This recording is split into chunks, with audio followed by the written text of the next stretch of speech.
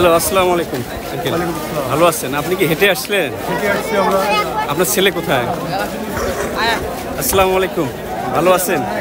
আপনার হ্যাঁ, কেমন লাগতেছে ব্রিজে এসে আপনাদের? ভালো লাগতেছে। একটু যদি কিছু বলতেন ব্রিজ সম্পর্কে। ব্রিজটা গাইবান্ধার এই হরিপুর এলাকার লোকের এবং চিলমারি এলাকার লোকের অনেক প্রতীক্ষিত একটা ব্রিজ ছিল, যা আজকে উদ্বোধন হওয়ার মাধ্যমে দুই পাড়ের মানুষের যে মিলন মেলা হবে তা দেখার জন্য খুব ভালো লাগছে নিজেকে। আপনারা বাবা ছেলে একসঙ্গে আজকে উপস্থিত হতে পেরেছেন, এটা কেমন অনুভূতি আপনাদের জন্য? আলহামদুলিল্লাহ, অনেক ভালো লাগছে। এর আগে আমরা দুইবার এসেছিলাম ব্রিজটা কাজ দেখার জন্য। আচ্ছা আচ্ছা আচ্ছা। আর আজকে যখন শুনছি যে এরকম উদ্বোধন হবে, সেই হিসাবে আজকেও চলে আসছি যে উদ্বোধনটা থাকতে হবে।